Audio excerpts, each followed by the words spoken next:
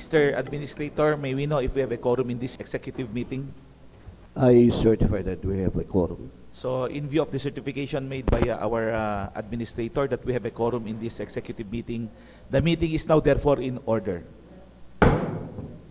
Okay, before we proceed with our discussions of the agenda for today's meeting, may we have the pleasure to hear the message of the Honorable City Mayor and Chairman of the City of Ilagan Interagency Task Force to give his message for us today.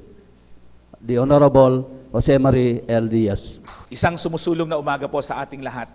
Unang-una, sa lahat, salamat sa inyong lahat sa inyong pakikiisa sa laban ng Ilagueño. Sa isa sa pinakmapinsalang kalaban, hindi lamang sa ating bansa, kundi sa buong mundo. Ang kalabang ito ay napakalakas, sapagkat lahat ng mga pinakmakapangyarihang bansa ay nakaya nilang pahirapan. Pumatay ng milyong katao at milyon-milyon pang nasa ospital o pagamutan. But we are proud to say that here in the city of Ilagan, with 100,000 warriors united to fight this dreaded disease, are coming up victorious. Pero not this premature, no? And proud to say that we are still COVID-free.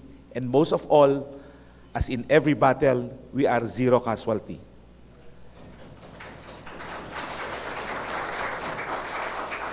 Today, we are convened to continuously assess our strength, our strategy, our approach to continuously address the issues and concerns posed by this situation as we are in today. Tayo ngayon ay dinadagsa ng mga nag-uuwi ang mga Ilagueño mula sa iba't ibang bansa. Nakita niyo na po yung mga OFWs, yung programa tungkol sa balik probinsya, na minsan natataranta kami, lalong-lalo ng ating paramedics. Hindi sila makaugaga, hindi sila makaugapay kung paano ang approach. Kasi minsan may mga surprises na dumarating, walang coordination. Na maaaring maging sanhi ng transmission kung ilan sa mga ito ay maging carrier ng virus po. Kaya sa pamamagitan ng ating pagtatatag ng mga quarantine facilities, monitor po natin na mabigyan ng kaukulang paunang pangangalaga bago sila makabalik sa kanilang mahal sa buhay na ligtas. Kasi lagi kong pinapaalalahanan tuwing may mga graduation ng mga sa quarantine, lagi kong sinasabi na ang hangad lang naman natin ay kaligtasan, lalong-lalo na yung sa kalusugan ng mga Ilagueño. Isang transmission lang po, definitely napakahirap na kontrolin po yan. Upang tuluyang buhayin natin ang ating ekonomiya at humabol rin tayo sa naiwan nating kalagayan nitong bagong nag-lockdown po, binuksan na natin ang ating mga merkado. At ngayon ay lalo pa nating palalawigin ang oras ng kanilang operasyon. Ngayon, alas 6 na ng umaga hanggang 7:30 na ng gabi. I-extend na po natin. Ito ay upang mabigyan natin ng pagkakataon ang makabawi naman ng ating mga business establishments kahit man lang sa dagdag oras ng kanilang operasyon. Ito kasi yung pagkakataon na kailangan makauna na rin tayo sa pag-recover ng ating ekonomiya. Kaya kung pwede, what is of paramount importance kung pwede lang i-observe natin ang social distancing, yung wearing of mandatory mask, at saka yung walang mass gatherings, yung mga 4 pillars na kailangan natin and hygiene. Pero yung ibang mga establishments po natin, kung pwedeng i-encourage na rin natin na bumalik na din sa kanilang feet para nang sa ganon, marami ang nagsasuffer po ngayon. Lalong-lalo na yung sinatawag natin na socio-economic dislodgement.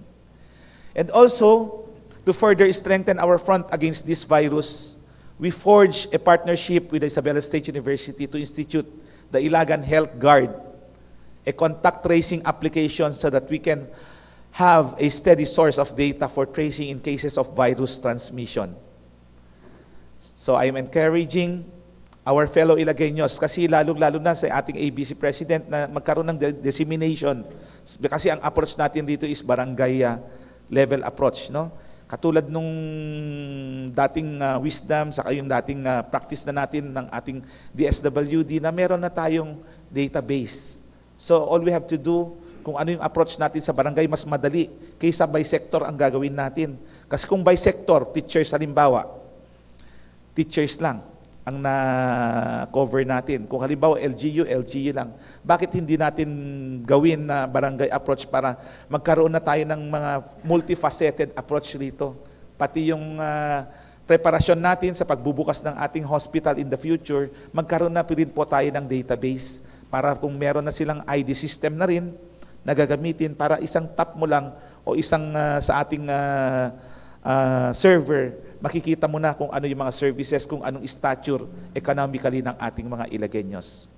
Kung kailangan na tulad ng services natin sa hospital in the future, kung kailangan na without any payment sa lahat ng kanilang bills. Depende po yan sa stature ng ating mga kapwa Ilagueños. I am encouraging our fellow Ilagueños to cooperate in this effort by registering in this program so that we can be successful in this effort as the first LGU in the region to do so. Ngunit anuman ang kalagayan natin ngayon, ang ating paglalakbay patungo sa pagiging livable city na dating konsepto natin na naantala po, ay hindi titigil pa rin po. Nagpapatuloy ang mga proyektong ating sinimulan, mangyari sa ating pinagplanuhan, magbubunga ang ating pinagpaguran po. Nakita nyo, kahit na nasa stature tayo ng GCQ, tuloy-tuloy pa rin po yung mga dating nasa Economic Development Fund ng mga programs natin, unless yung mga realign po natin para sa support ng ating COVID programs. We have already commenced the completion of the Ilagan City Hospital, completion of the drainage canal project in Isabela State University area, including its city escape plan. We shall begin the construction of the commercial building thereat, kasi ready na po yung financial capability natin, andyan na rin po. Handa na po tayo sa financing nitong project na to. Tulad na ng ating naipromesa sa mga na-displaced na mga vendors sa area na yon. So itatayo na rin po natin as we have planned. We are also on the verge of completing the concreting of roads in Santa Isabel Sur, mga 15 million yan. Santa Isabel Norte, 10 million, 15 million. 15 million din. Dito sa San Ignacio, 9 million, tapos na po, 100% na tapos na. And then Nagilian, Bacolod Norte, 3 million, ongoing. Bagong Silang, 2 million, ongoing. Malasin, ongoing, 2 million. Alangigan First, Sipay, Mangkuram, ongoing po lahat yan. So lulutan rin. Ilan lamang ito sa mga proyekto at aktibidad na ginagawa natin. So ang akala ninyo, forke COVID, GCQ, wala tayong activity. So ngayon lang ulit tayo nagsalita para just to appraise you. Wala tayong flag raising ceremony to appraise our people. Pero ito po ang ginagawa ng ating iba't ibang departamento katulad ng engineering, ang ating planning. Gusto ko lang ipaalam na unti-unti, dahan-dahan ay muli tayong babangon upang ipakita natin ang Ilagan hindi papayag na magagapi ng anumang laban. Lagi itong handa sa anumang laban sapagkat nananatiling malakas ang pagkakaisa, ang pagdadamayan at pagmamalasakitan ng bawat isa sa atin. Kailanman sa anumang laban, ang mga Ilagueño haharap sa anumang battle at magwawagi ito kailanman. So muli, mga minamahal kong department heads, mga stakeholders natin, I would like to acknowledge the presence of our SDS, Dr. Tong, palakpakan po natin. Ang ating deputy representing the Colonel Abellera, yan si Doktora, ang ating administrator. So muli, laban pa, Ilagueño. Let us rise as one, let us win as one, let us heal as one. Ilagan resurgent, Ilagan shall rise again.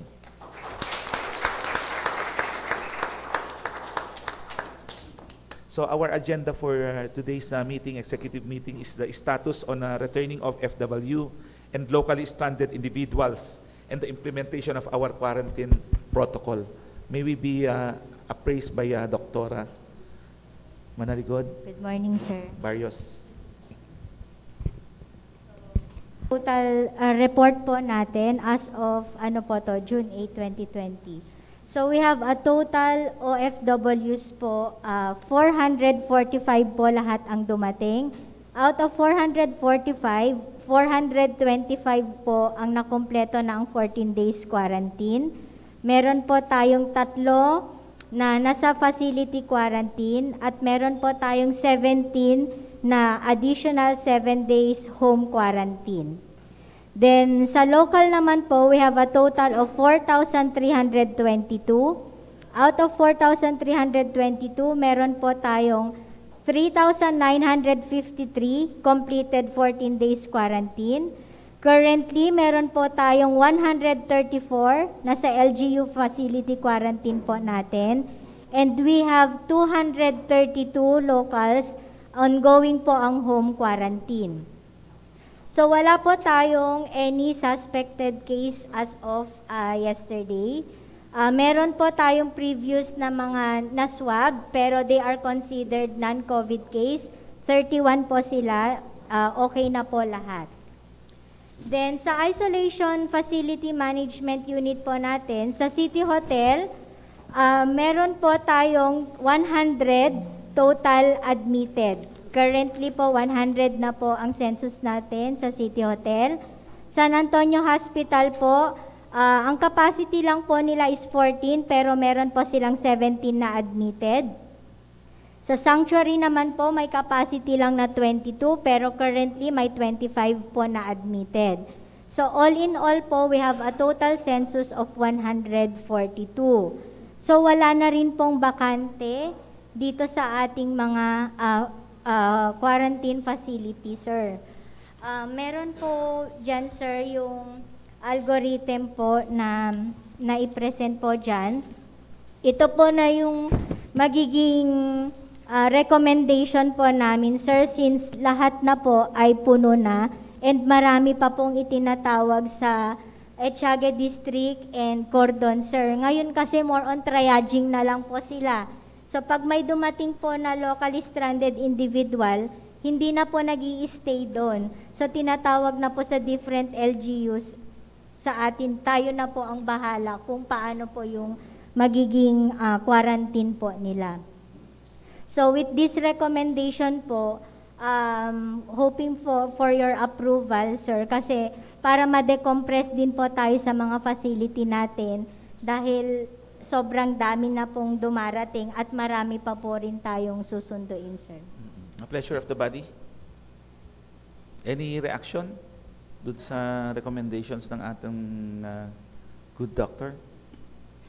Ricky? For the quarantine of the locally stranded individuals coming into Ilagan and OFWs.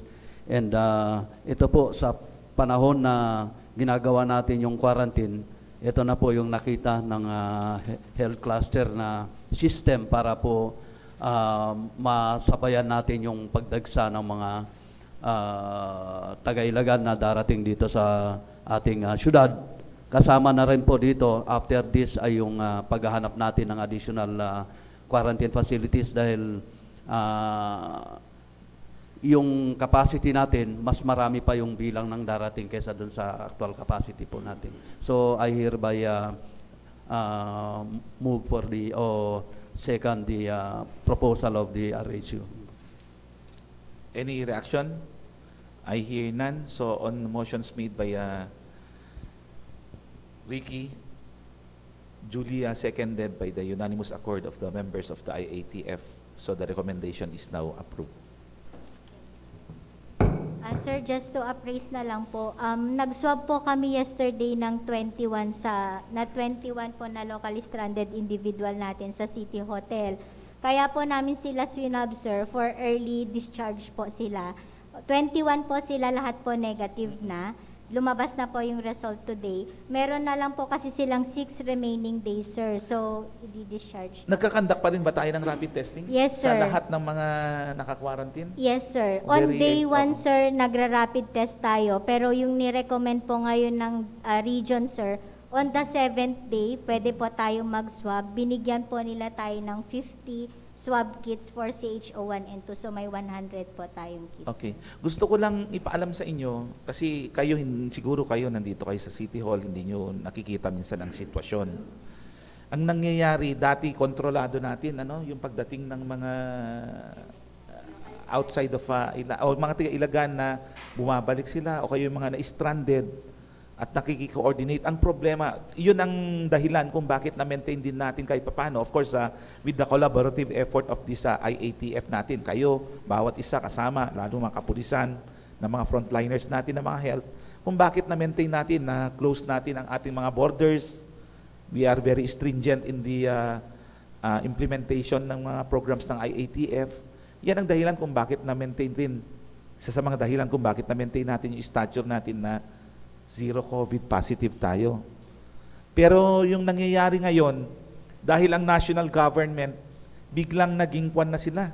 Hindi natin alam dahil sa napaka-expensive kasi itong program na to.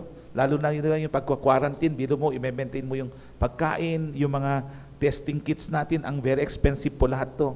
So parang ang nangyari ngayon after dun sa massive na nagdadatingan ng mga OFWs at saka yung mga program nila na balik probinsya program, parang tinost na nila, biglang binababa nila sa LGU lahat ang mga responsibilities at saka yung hirap lahat ng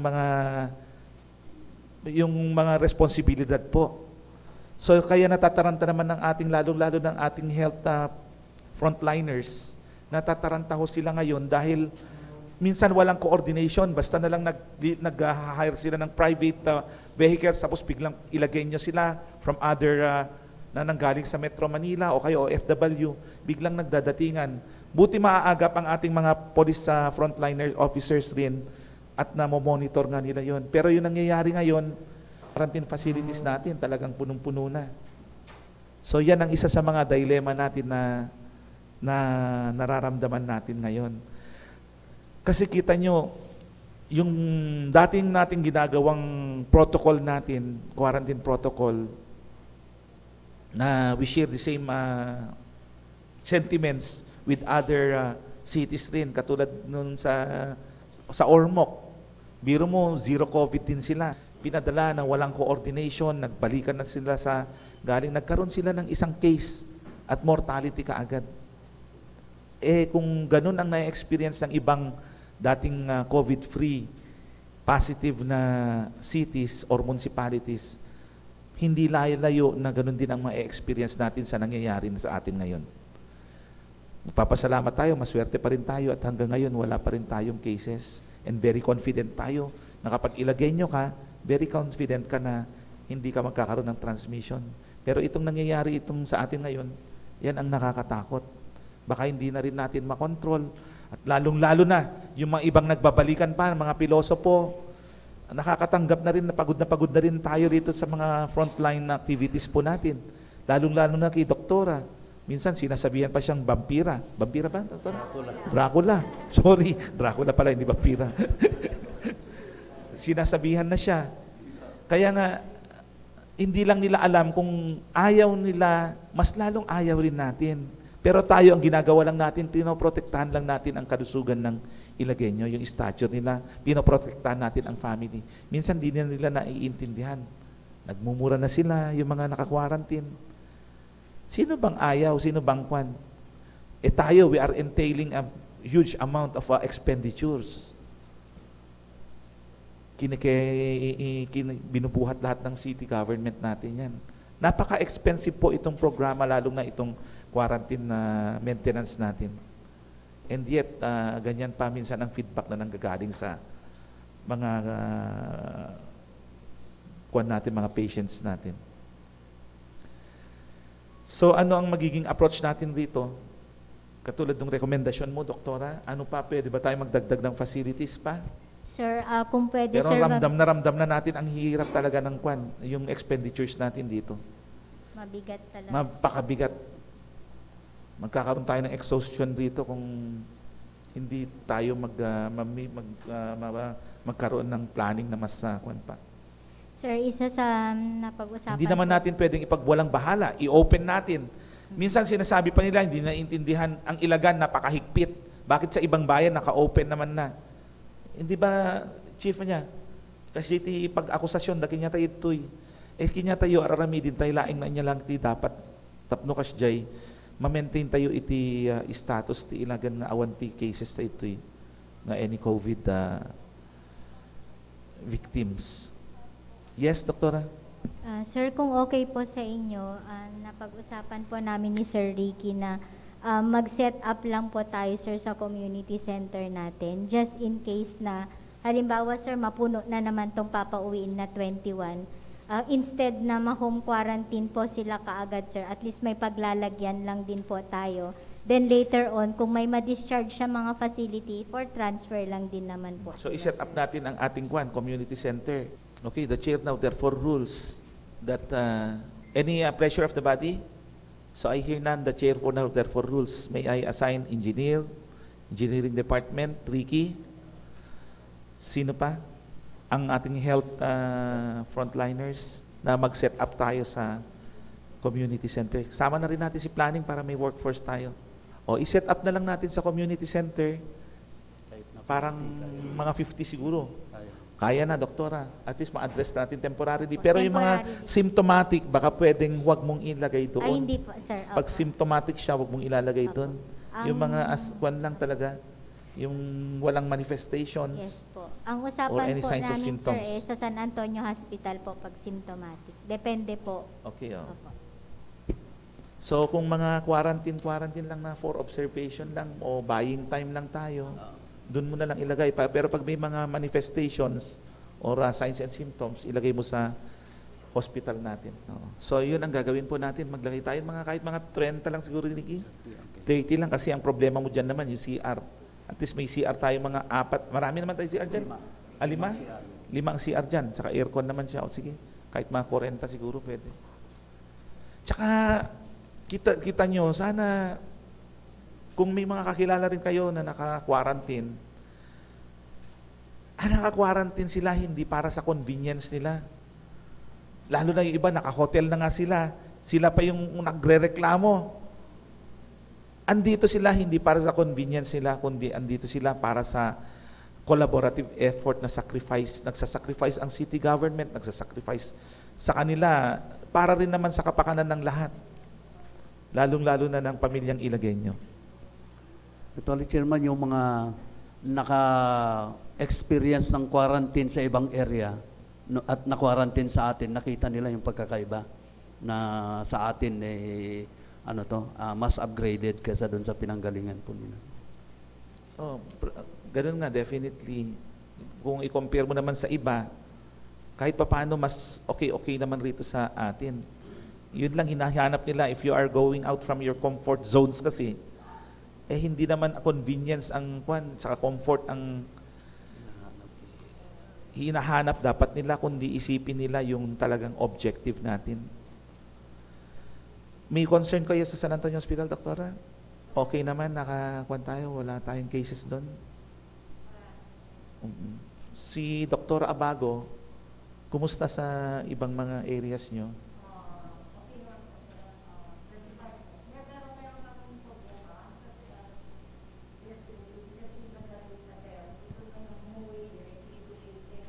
So, our problem, gusto niya makisakay sa bus natin kung may pupunta ng Manila.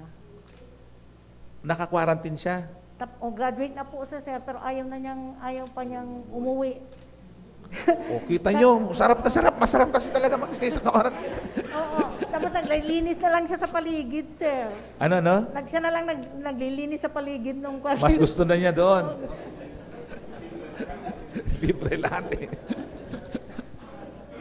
Ngayon, gusto na niyang Gusto na niya po, Sir, uwi sa Leyte daw. So I talked to Ma'am Eva, I told her na, Ma'am Eva, paano natin siya tulungan makauwi sa Leyte? And then, ang sabi niya, makiko-coordinate na lang kay Valerie and Chucky para malaman natin kailan may pupunta sa Manila na bus para isakay natin siya. Chucky, di ba may mga cases tayo minsan na pag sinusundo ng private vehicles? Baka pwedeng i-accommodate mo. Ngayong gabi, meron yata ngayong gabi.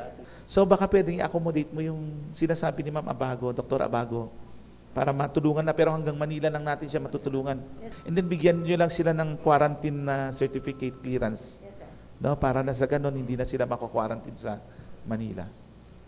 Another, sir, is we had a meeting with the barangay captain of Gayong-Gayong Norte, Gayong-Gayong Sur po.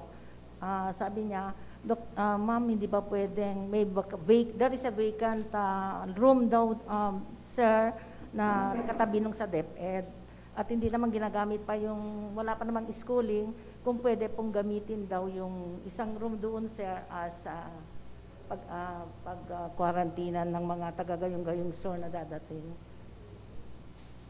Kasi yung iba, sir, mukhang nagso-shortcut na sila doon sa Benito Soliven, biglang nakauwi na sila ng Gayong-Gayong Sur. Yun ang problem namin kasi kaya minsan nire-report ng midwife namin na, doktora, may dumating na 2. Saan sila dumaan? Hindi pa sila nakalusot sa nakalusot sila ma'am, dumaan sila sa So sabi ni Kapitan, i-recommend ko sana doktora yung yung isang room doon na hindi naman ino-occupy ng DepEd. Dito si ating SDS pero they are now on the verge of preparing para sa kwan na nga. Pag-open din yung may mga activities na rin kayo para sa eskwela, brigada, di ba? Brigada eskwela na. Kayo sir, sagutin niyo kung gusto niyo. Actually, we received already an order from the regional director, probably to give permission to utilize the schools as quarantine areas po. Saka yung mga quarantine areas ngayon na currently used by other cities and provinces, they are given up to June 12 na lang po to use the classrooms and the schools. Then after that, they have to vacate. Then do some cleaning and disinfection activities sa classrooms. So yun po ang prohibition ng DepEd. Mayor, tama yung sinabi ni Mayor na we are now preparing the classrooms for any eventualities doon sa modalities that we are providing for our school children. Just in case that it will be okay already by August, depending upon the IAT approvals, there will be face-to-face probably. And then we are gearing towards preparing the schools doon sa plan namin. And how to abide to the social distancing, ganyan. Paano namin set up yung classrooms, and so on and so forth. Sa bagay, we have to understand na hanggang June 12 na nga. Ang kwan natin, katulad ng test na natin, binigyan lang tayo hanggang 30 katapusan? Nung Katapusan lang, oh. Kasi kwan na rin, nag-prepare na rin ang next kasi na i-address mo dyan yung education na ng mga kwan bata. Kasi kung barangay hall naman, ma-deprive naman kayo sa yung sa kwan ninyo, transaction ninyo. Tsaka magkakaroon kayo ng contamination din. Actually, Mr. Chairman, yung daycare activities kasi, ang sabi ng national government, it's the call of the LGU. Kasi ang daycare, hindi naman siya under sa DepEd or anumang agency, but the local government unit. So kung sinabi ng LGU na wala mo ng pasok ang daycare because very prone sila sa infection, wala mo ng face-to-face o direct interaction ng mga bata. So, home-based pa rin sila.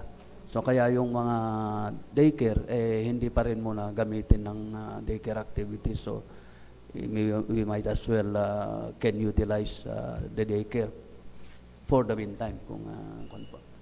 Unless na dapat meron din tayong meron tayong executive order na wala munang activities ang mga daycare centers.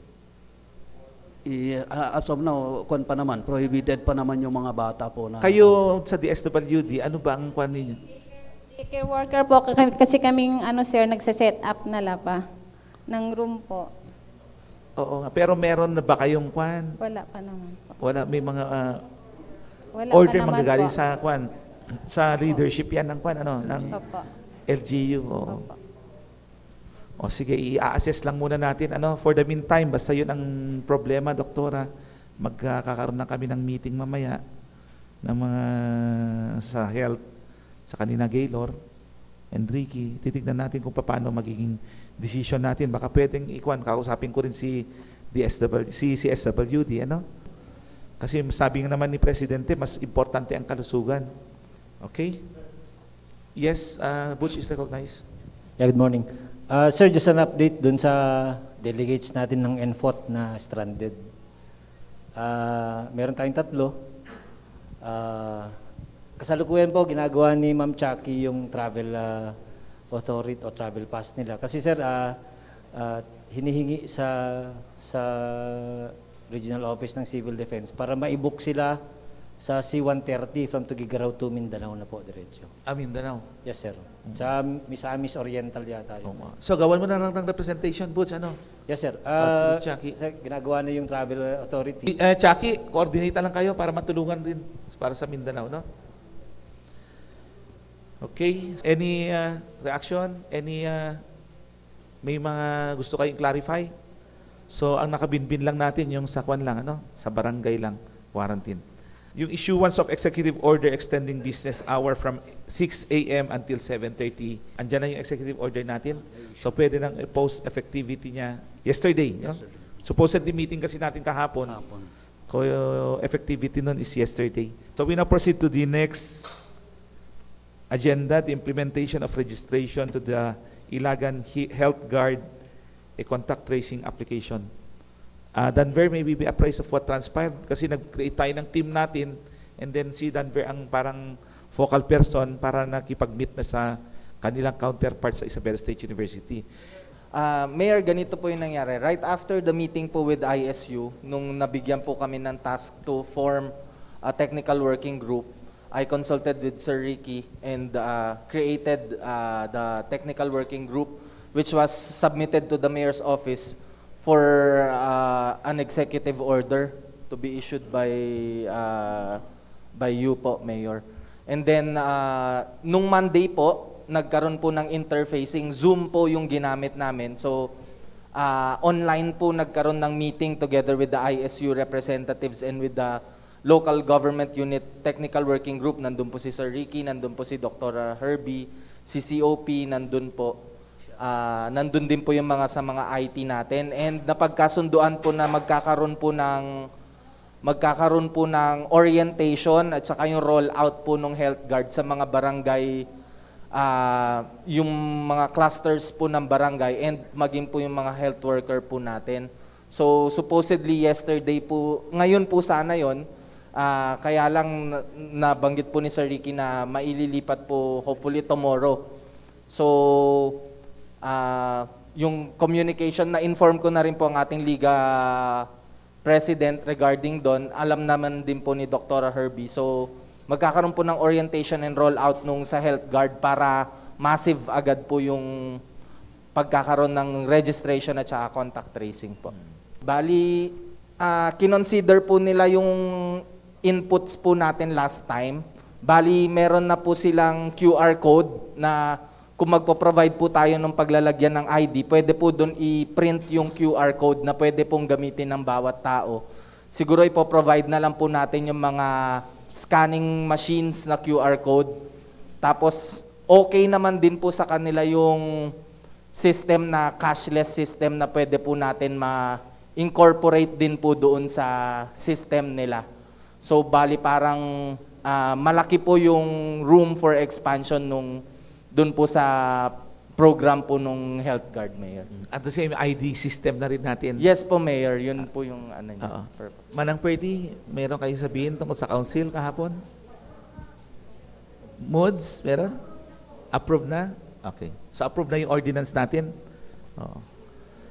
Actually, Mr. Chairman, hindi lang COVID yung magiging initial na mailalagay doon sa contact tracing, kundi pati yung sa dengue. So, may integrate na nila kaagad yung sa dengue system para makita yung kung saan yung concentration ng mga dengue cases. Ito yung sinasabi natin na multifaceted and at the same time, yung sa ID system na rin natin. Ano? And then para gagamitin na rin natin na instead na mag-entail pa tayo ng expenditures in the future para sa blue card natin o pink card natin sa hospital natin, baka pwedeng dito na rin natin na-incorporate na lahat rito. No? So, meron pa kayong katanungan? Wala na. So, we now proceed to the next agenda. The implementation of various infrastructure projects. Nabanggit naman natin kanina na ongoing lahat, engineer. No? Meron pa kayong idadagdag? Alcazaren was already, the documents needed were already emailed to his image, Dr. Architect Alcazaren. Naikuan na, nag-respond na siya? Nag-respond na kami, sir, with the message of Danber and Ricky. We formally we created the technical working group for the documentation of the request of Architect Alcazaren. So sana mabilis na kasi para nang sa ganun simultaneously makasabay siya doon sa Yes, sir. sa construction We na. are waiting for the recommendation, sir. Ito yung design na gawa ng local natin. Pero ipapadala natin kay Kwan. So ito yung dating plano natin, ano? Pero ito yung Engineer Balyoga, ito yung pinadala kay Yes, sir. Architect Alcazaren, pero this was prepared by our architect, no? Saka yung sa engineering natin. Ito siya. Ikaw na, Ricky. So ito ang magiging konsepto natin na kasalukuyan naman ginagawa. Pero kailangan itap natin yung yung expertise ni Architect Alcazaren para nang sa ganun hindi parang chapsuy ang pag-prepare natin dito. Kasi meron pa tayong gusto ko ipaalam rin sa inyo na nagkaroon na tayo ng rito ng additional funding. Dumating na po yung request natin sa DBM noon na 15.2, so pwedeng madadagdagan ito ng 15.2 plus yung fund natin sa Gandang Ilagan Mercy, no? And then para mabuo na natin. So ito yung preparasyon ni Architect Magaway, pero ipapakuan natin, ipasanitize pa natin kay Architect Alcazaren, no? So ito ang magiging kalalabasan niya, parang University Avenue. So ito yung sa sa DBP Park, sa PNB Park. Ano, yung Century Park natin. So ganun yan ang magiging aerial view. Ganyan siya. Pero mai-improve, mai-enhance pa ito ni Architect Alcazaren. Okay na. So halos kompleto na po yung mga plans niya.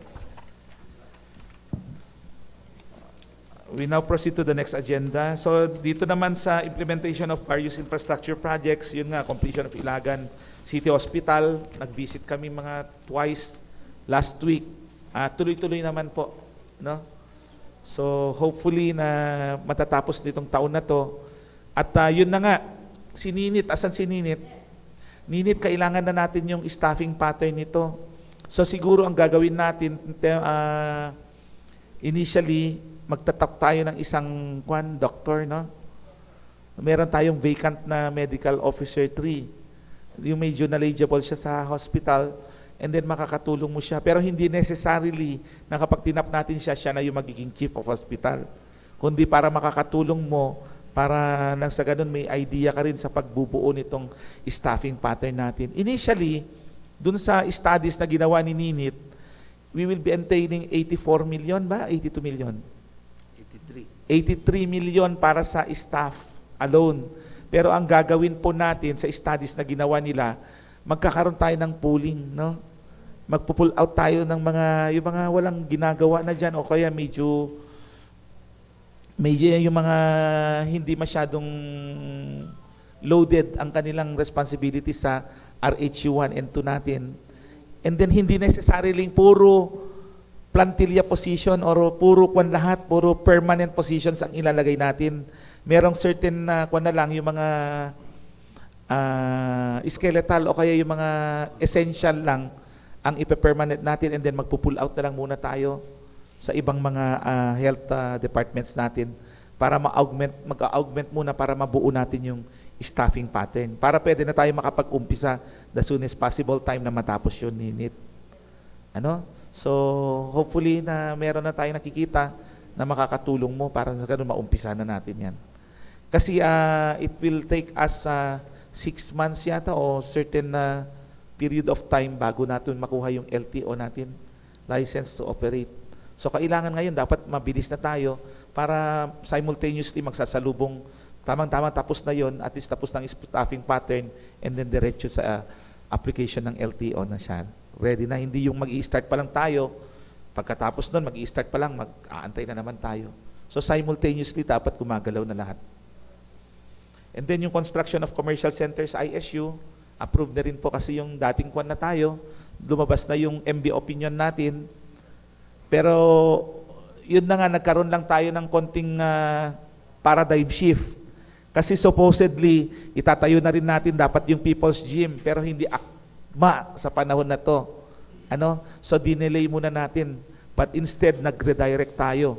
Supposedly, yung pera na gagamitin natin para sa pagpapatayo ng ating gym o kaya yung ating convention center na siyang dapat para magkaroon tayo ng momentum sa development ng Ilagan, dapat noon, bago COVID po, yun ang talagang plano. Ayos na po, lumabas na lahat yung mga funding requirements natin. Pero ngayon, dahil hindi akma sa panahon, dahil na social distancing, walang mga activities na ganyan muna, o kaya mass gathering. So naisip ng humble representation and mga technical natin, na mag-shift muna tayo. Instead ng approach natin sa hospital na PPP, Private-Public Partnership, para sa pagbuo ng kanyang facilities, yung bis na yung gagastusin natin dito sa ating People's Gym, na gagawin nating economic enterprise, dapat natin yan, isi-shift na lang natin siya na mga equipments na lang ng hospital ang paggagamitan na lang natin. Para nang sa ganon, magiging ang operation nita solo LGU na lang siya. Wala na tayong ka-PPP. Kasi pag dumating yung time na pagdating sa social services natin, lalong-lalo na yung mga indigents natin, baka pag meron tayong ka-PPP dyan na private, baka makahihirapan tayo yung actual intendment natin or yung intent talaga natin na para sa social services na i-address natin yung blue card natin, yung free health for Iliganos. Naintindihan po natin? So instead na meron tayong kapartner dyan, sosolohin na lang ng city government at yung funding na gagamitin na lang natin instead na para sa People's Gym, yun ang igagamit natin para sa facilities, para magiging economic enterprise ng city government. Pag kinater natin ang neighboring towns natin katulad ng Quirino, Delfin Albano, part of Tumawini and part of Gamo, magkakaroon ng economic enterprise. So walang pagkaiba. At least ito i-operate na ng city government na walang makikialam na. Wala tayong pakikisamahan, hindi katulad pag meron tayong private. Pero kaya tayo became up with PPP sana para mas lalo mabilis ang development. Pero sa panahon na to kasi medyo tayo. Magkakaroon tayo ng, yung momentum natin medyo nahinder ng konti. So tignan natin kung ano, we have to be very responsive in the calls of the time. Unahin na natin itong hospital siguro. Okay? So dito naman sa rehabilitation of the Mamangi Park and Century Park, nakita niyo naman na ongoing na. And then completion of the concreting of roads, ongoing yan, matatapos na. O nasa almost 70% na ba tayo sa lahat ng mga roads natin sa Western, engineer? May 90, may 50. So averaging mo, masa 50. Oh. So tuloy-tuloy lang po. So we now proceed to the next agenda, yung status report on the senior citizen pension payout. Wala si Kwan? Isang last day na lang po ngayon, sir. Last Poblacion area po. Good morning, sir, and everybody. Actually, ang feedback ng mga senior citizens, nagta-thank you po sila sa mga ayuda't lola at kay lola, yung mga relief goods. Ang isang request lang, sir, is kung meron daw pwedeng vaccine, flu vaccine for the indigents. And yung vitamin C, sir, yun ang nire-request. Okay, vitamin C. Anong mga vaccines? Flu vaccine, sir. Flu vaccines. Yes. Siguro vitamin C, very kwan yun. Talagang pwede nating i-implement ang vitamin C. Palakasin natin ang kanilang immune system siguro. Yes, sir. Oh, yes, sir. Na akma naman para sa COVID natin. Siguro yung vitamin C natin, baka pwede kasi may pondo pa tayong naiwan sa kwan natin. Sa medicines natin, O COVID, oo. So sige na natin. Mag-i-implement tayo ng vitamin C kwan siguro. Pamimigay ng mga vitamin C siguro. Yes, sir. Thank you. Thank you, Manang. We now proceed to the next agenda. Other matters. Other matters. Yung sa tourism natin, anong nangyari? Yes, please.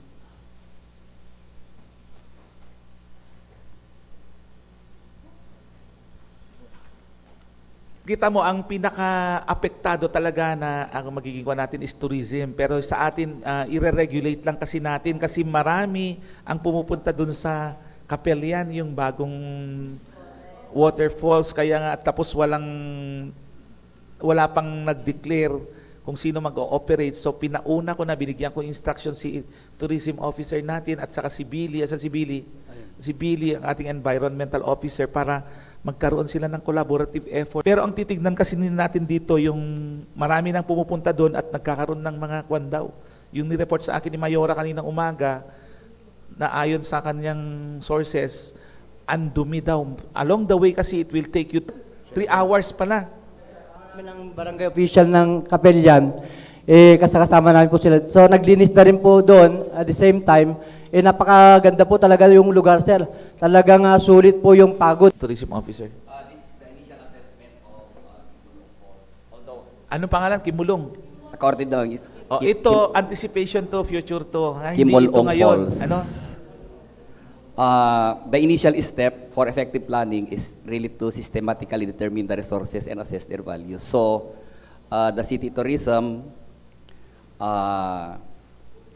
with the city environment and natural office, the engineering office, the city planning and development office, the disaster and documentation team, we explored the wonders of Kimulong. Although doon lang ako sa Kapelyan. Butch. Yes.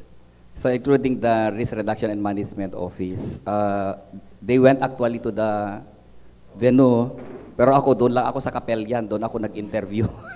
Kasi hindi rin ako makalakad. So the findings, the assessment criteria in this study are limited to attraction levels, accessibility, and safety only.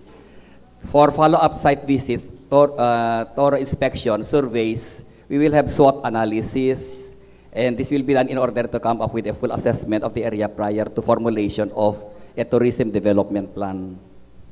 So the findings of the study show that the site has a middle to high level of attraction as revealed by its spectacular view. In addition, the results show that accessibility is not an inhibitory factor for the tourist to reach the destination since an alternate route can be traversed. Therefore, a planned research approach is necessary to investigate the untouched area with high tourism development potential. The height of the fall is 25 feet, cascading into a 30 feet deep calm basin-like pool, kaya nang sinabi ni. So, based on the cited criteria, the study showed that Kimulong Falls has moderate to high nature-based tourism development potential. So ito po sir, bali dito na kasi tulad ng sinabi ko, ang kuan ngayon, tourism ang pinakabagsak na kuan ngayon sa ekonomiya natin, ano?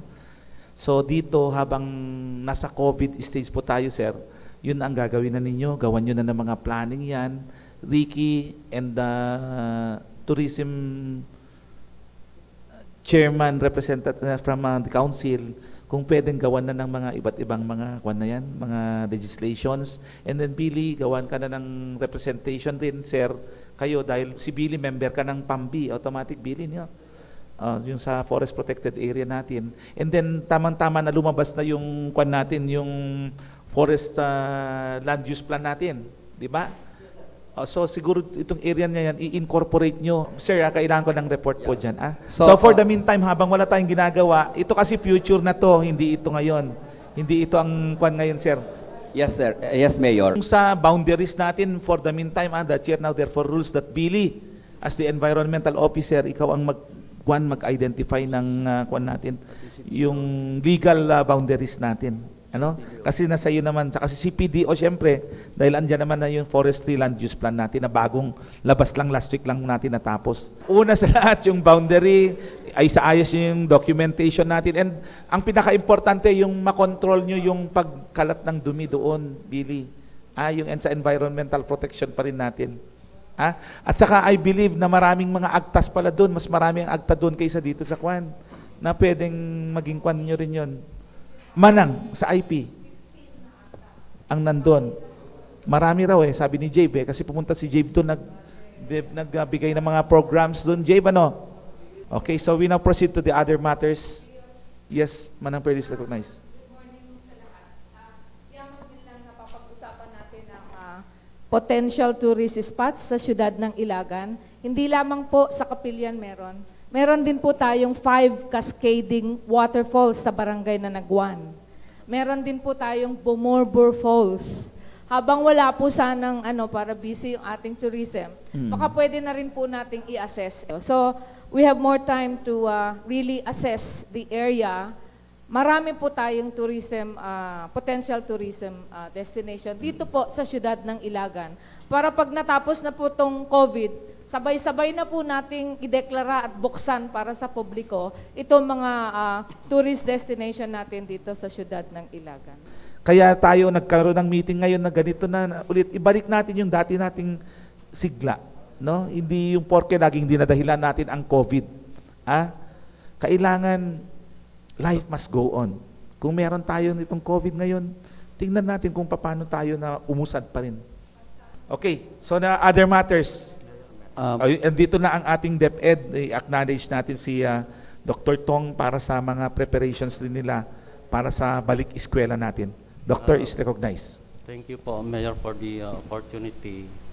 Actually, we scheduled a launching of our Oplan Balik Eskwela at Brigada Eskwela today.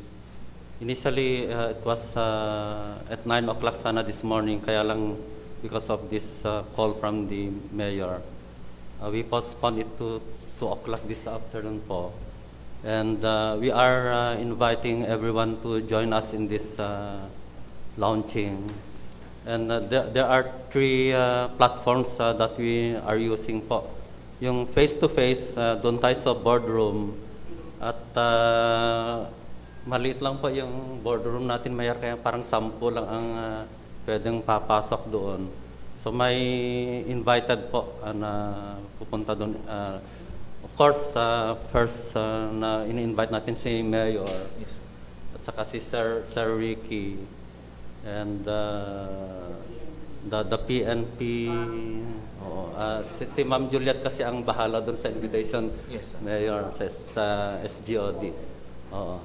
And then, yung pangalawang platform ay gagamitin natin yung Google Meet. Pero ito ay doon sa mga nakaregister lang sa deped.gov.ph sa ating mga guro, sa ating mga school heads. And those who could not make it in the Google Meet, i-broadcast po natin sa Facebook Live. So, yung hindi taga-DepEd, doon po tayo mag-access ng ating information, dissemination regarding our Oplan Balik Eskwela and Brigada Eskwela. Maraming components po yung launching natin. At yung education continuity plan natin ay ipapresent namin sa inyo at pinaghatian ng ating dalawang chiefs yung presentation. Sa data analysis, ipapresent ni Ma'am Juliet ang ating chief sa SGOD. At saka yung curriculum implementation division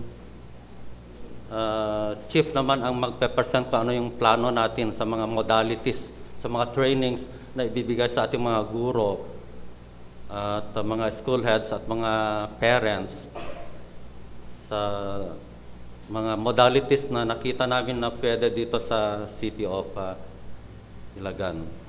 At may component doon po na stakeholders participation po. Tayong lahat ay stakeholders. At alam naman ninyo na it needs a community to educate a child. At narinig naman ninyo kay Secretary Briones na amid this COVID-19 pandemic, education must continue. Even if there is no face-to-face, education must continue using the different modalities in delivering basic education with quality among our learners. JLD, Journey Leading to Development for the Ilagueño Learners in Education in this new normal. It is an umbrella project wherein all our programs and activities will be developed. And dun sa cluster school levels, magde-develop din sila ng sarili nilang projects under the JLD, under the Project JLD. And it's enrollment period, and we thank very much our parents and children for the very big turnout sa enrollment. we are targeting 37,000 learners. And at this moment, according to our planning officer, si Norben Nicasio, there are already 12,000 enrolled online, or that's equivalent to, I think, 30% more or less, or 32% or 35%. And it's just the 5-day period, ano? So it will go on up to June 15 yung online enrollment. After that, we will be involving the barangays na po through the putting up of kiosk doon sa hindi namin ma-reach out because of poor signal sa communications natin sa cellphones at saka sa internet. And we are glad that si Sir Gaylord ay nandito kasi kailangan na talaga natin yung tulong ng ating mga barangays, mga barangay officials. So, we welcome you all po sa ating launching ng Brigada Eskwela o Plan Balik Eskwela sa SDO City of Ilagan. Maraming salamat po sa inyong support. Thank you so much, sir. May mga katanungan kayo tungkol sa edukasyon? So I hear none. So we now proceed to the other matters. Ano pa? Bawat departamento. Yes? Si SWD is recognized. Good morning, sir. I just want to update everyone, sir, that today is the last day of the payout for social pensioners, except for the few senior citizens na kabababa lang po yung mga names. So kukunin na lang po nila dito sa City Hall po, mga below 50 lang naman po yon. Okay. And then, meron pong binabana naman po ang DSWD na we need to submit list of left-outs for the social amelioration program. And then, magva-validate din po ang DSWD para dun sa mga nakakuha na ng first tranche. So medyo nabubuhay ulit yung mga damdamin. Pero anyway, we hope we could include them by this time, yung mga nagrereklamo po for the second. Sila yata yung priority ngayon, ano? Yung Yes hindi po, pa low-income nakatanggap. earners po. Yung mga hindi po nakatanggap at lumapit po for grievance. And then the last day of submission is tomorrow. So we're busy doing that. Hopefully, we could gather all the left-outs from all barangays. And then, we are also expecting na mai-implement din po yung Cash for Work program for 220 beneficiaries sa July po. So we already submitted the project proposal and other documents online, pero waiting, isasubmit din po namin po yung pipirmahan nyo po. Yun po for now. Well taken, si SWD. Na-treat na rin namin yung kwan kanina, yung social pension. Diba? Nag-update yung representative mo kanina. Any other sa mga departamento nyo po? Sherwin is recognized. Sipok. Report lang po sa CTMG Apos, report po natin, sir. Mula March hanggang June 4, ang ating violators po is nasa 723, relating po dun sa EO 24 tsaka EO 33 po. Then, sa terminal po natin, sir, forwarded na po lahat yung data sa ating focal person kay Sir Ricky sa IATF. Lahat po ng passengers manifest po, in and out po ng Ilagan. Then, last Friday po, nakipag-meet po yung bus association po, yung president po nila. They are willing to pay the terminal fee dahil ang Tugigaraw nangongolekta na po, Kawayan nangongolekta. Only Ilagan lang po kasi ang hindi nangongolekta raw po. So willing naman daw po silang magbayad na po ng terminal fee dahil nakakakuha na po sila ng pasahero po dito sa Ilagan po, sir. Any other? I hear none. So, Danver is recognized. Matutuloy po ang census of population ngayong taon. Yesterday po nakausap. Ayon sa PSA. Yes po, nakausap po namin si Sir Jeremy Bayukan, dalawa po kami ni Sir Ricky yesterday. Yung contract po nila with the local government unit would push through this December. Ngayon po, kung meron po kayong, nangangailangan po sila ng enumerators, nag-reach out na po sila, I believe sa Liga ng mga Barangay po natin. Barangay-based po sana ang priority. Doon mga mag-enumerate doon sa mga bahay and also supervisor. Kung meron po kayong marirecommend or mga applicants po, pwede pong pumunta kay Mayor. Mayor would endorse it sa PSA po, then i-consider naman po nila Mayor. Yun po yung napag-usapan yesterday. Asa si Peso? O ikaw ang in charge na lang para ikaw ang focal person. Ano? Okay, sir. Sige, okay. Mr. Chairman. Yes. Nakikita natin ang trend kasi ngayon doon sa classification natin at yun din yung binigay na feeling ng presidential spokesman Harry Roque na magda-downgrade na yung mga classification ng mga LGUs. So, ina-anticipate natin na tayo ay madadowngrade into MGCQ.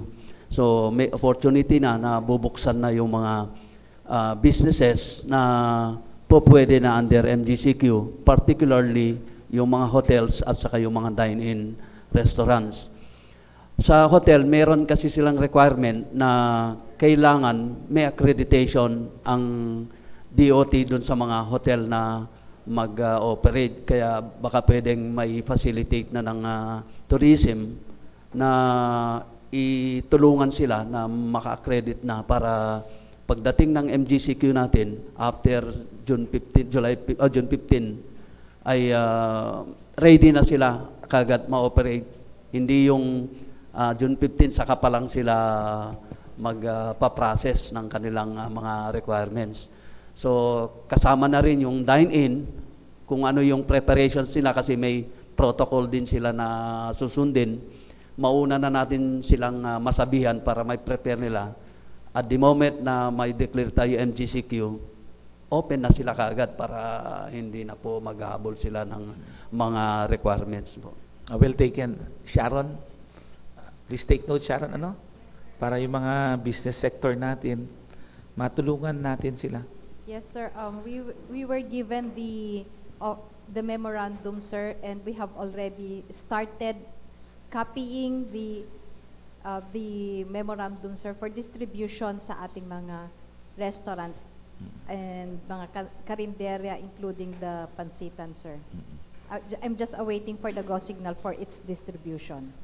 Okay. Yung temporary So yun yung mga developments ngayon. Yes, No? sir. Pero But kung they pwede tayo, Sharon, suportahan natin kasi ang next natin rito yung kakaproblema tayo, socio-economic. So mas maganda yung nakauna na tayo kaysa yung tayo yung maghahabol balang araw. Yes, sir. Kinoconfirm So kung na rin po. dahil mas gusto ko na tulungan natin ang mga business sector ang ilagay nyo kaysa yung masyado tayong yung masyadong stricto. Tulungan na lang natin sila kung paano ma-realize nila yung mga natin, protocols natin. Any other? O may bagong executive order kalalabas lang ngayon lang sila ng province. Okay, nag-issue ng executive order ang Office of the Governor, Executive Order number 26/2020, enjoining all government and non-government offices in the province of Isabela for the conduct of Todas Dengue, todo na to ika-7 kagat, simultaneous and massive cleanup of public and private spaces on June 12 to eliminate mosquito breeding sites and stop the spread of dengue fever and other mosquito-borne diseases. So please take note, Administrator, for the possible implementation. No? Any other? Architect, dati baga, mawanin.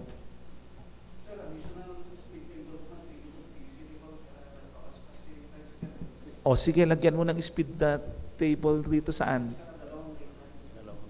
Dalawang gate. O sige, for implementation. So, kasama ang engineering, siyempre, tsaka kayo. Kayo na ang focal person, kayo naman ang kwan dyan, no? In charge. For implementation na yan. Any other? I hear none. So the meeting is now adjourned. Thank you so much, ladies and gentlemen.